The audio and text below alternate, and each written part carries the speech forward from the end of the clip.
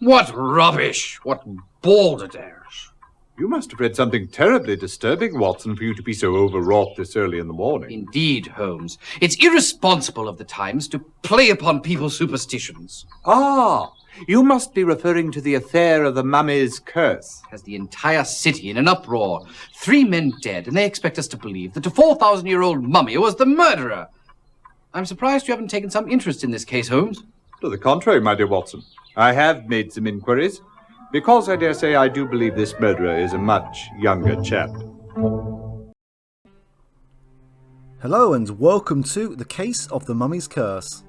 And I'm going to attempt to solve this on the same level as Sherlock Holmes. While I don't have a skill, I'll try to do my best. So, the main link that we have is that all 3 victims were involved with the London University. So that is our first port of call.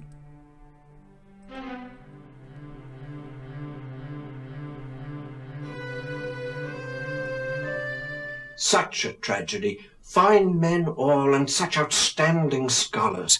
I still can't quite get over the shock of it. We understand. Professor, we're looking for background information on these 3 men so that we can understand how their murders might tie together. Well, let me begin with Dr. Turnbull. Ebenezer Turnbull was responsible for organizing the Carteret expedition. Quite a remarkable man, really. This was the first time he teamed up with James Windibank.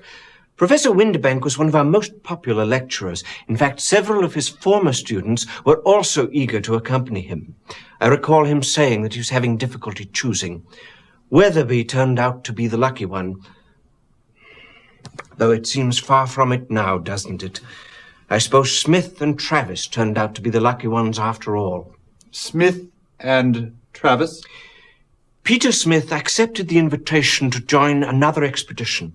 As for Philip Travis, he was quite keen on accompanying Professor Windibank. In fact, he became exceedingly upset when Andrew Weatherby, a postgraduate student in the department, was chosen instead. Took it rather personally, I should say.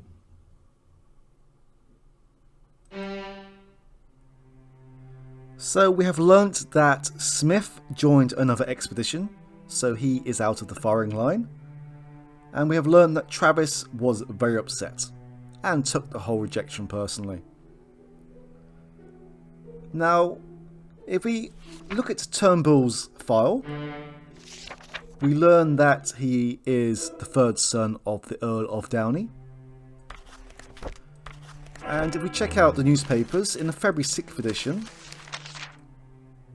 there is a letter here from the Earl of Downey, who is lambasting one of their reporter's credentials. So now is time to speak.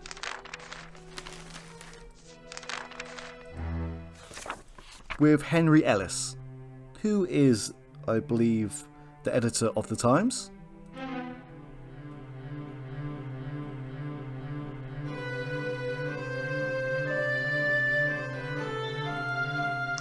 It's quite amusing, all this hoopla over a mummy's curse, I must say. Not so amusing, of course, the murder of 3 Englishmen.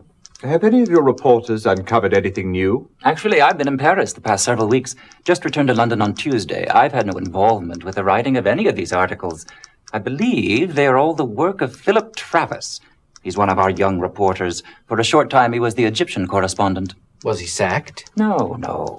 He returned to London just a few days ago.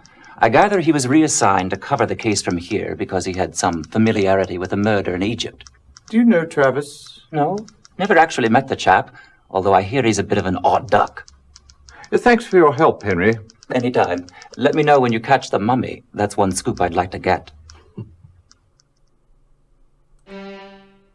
So now we have found out that the reporter in question was Travis, or should I say is. And we know that he has travelled to and from Egypt. Now the next step is the Jardine, Maton and Company. If we send the irregulars there,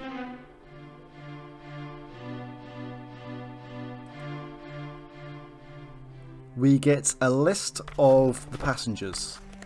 Well, passengers of note at least.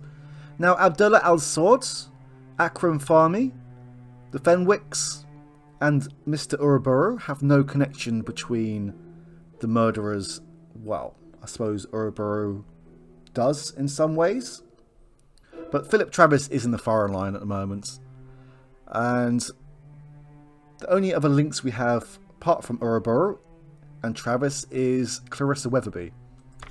And this is the third port of call for the detectives.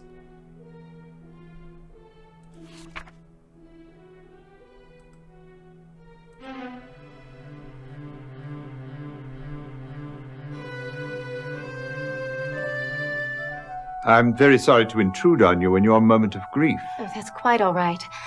You know, Andrew and I hadn't been married very long. Long enough to know if you had any enemies? Oh, Andrew was so unassuming. Everyone liked him. Including Mr. Uruburu? I really loved my husband. I'm sure you did. Oh, English toffee. My favorite. Would you like one? Please. Sorry, you'll have to open this yourself. I've never been any good with these things.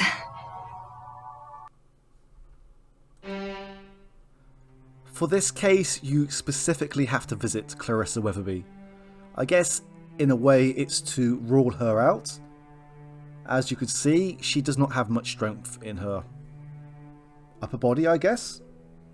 And there is no accusations towards Mr. Uruburu.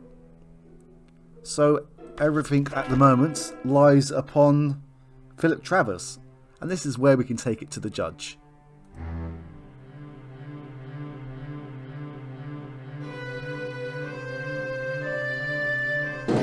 Hear ye, hear ye. The Queen's Court now stands in order. Mr. Holmes, I understand you've been looking into the mummy murders. Yes, my lord.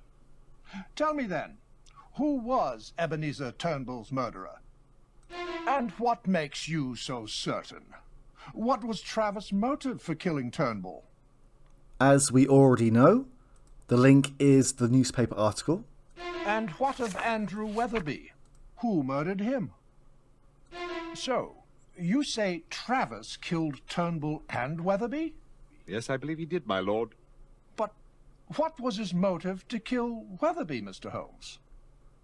We know that he was angry about being left off the expedition. Ah, revenge. The oldest motive in the book. Now, Mr. Holmes, who killed James Windibank? This Travis seems to be quite a busy fellow. What made him kill James Windibank? Windibank, we know, was responsible for choosing who actually went on the expedition. So he has a lot of resentment. That is extraordinary sleuthing. Why, I do believe you may have matched Mr. Sherlock Holmes' solution. A remarkable feat indeed. Absolutely perfect. I'm quite sure we could not have done any better. Yeah, for this one, considering that you have to solve it in 4 turns, you really have to reach out quite a lot and make some assumptions. I mean, hindsight is 20/20, as we know. When you already know the facts, it's easy enough, but 4 turns is a bit extreme. Well, Watson, I believe this case is solved. And for your information, it was not the mummy. Come, Holmes. I never thought for a moment it was the mummy. Of course not, Watson. However, the murderer and the mummy did have one thing in common. What's that? They both were the only ones present at the time of the murders, except, of course, the victims. You state the obvious, Holmes. Ah, but it is seeing the obvious that is important. First, I saw no reason to assume that we were dealing with more than one murderer. Secondly, the locations of the murders limited the number of suspects. Limited them? The first murder was in Egypt, the second on ship in the middle of the sea, and the third in London. You call the entire populations of London and Egypt a limited number of suspects? No, Watson. We had to find someone who was in Egypt for the first murder, on the ship for the second, and in London for the third. Oh, but of course. According to the newspapers, the Eastern Empress was in Bombay at the time of Ebenezer Turnbull's murder, so that eliminated the ship's crew as suspects. Thus, I needed the list of passengers who boarded the ship at Cairo. It was our visit to Jardine, Mason and Company that provided our first critical clue. From it, I learned that Philip Travis was a passenger. I then learned that Travis was the chap who reported on the first murder. He became one suspect, but I had no motive. Clarissa Weatherby, who was also at the scene of the murder in Cairo, was another possible suspect, since she appears to have had a bit of a dalliance with Mr. Uruburu there on the high seas. So I had found her motive for the murder of Weatherby, but not a motive for the murder of the others. Then whom did you eliminate? Mrs. Weatherby. Her hands were not strong enough even to open a jar of English toffee, let alone strangle a grown man. And what of Travis's motive? It seems that Travis was a student in the Egyptology department at London University and had studied under James Windibank. He wanted very badly to be chosen as a member of the expedition, but Windibank turned him down. Instead, Weatherby was chosen and Travis was furious. So there you have the motive for two of the murders. And what of his motive for the murder of Turnbull? Evidently, Travis had written a vicious article questioning Dr. Turnbull's credentials to lead the expedition. Turnbull's response was quite harsh, probably powerful enough to drive an odd duck like Travis to murder. Very impressive, Holmes. Elementary, my dear Watson.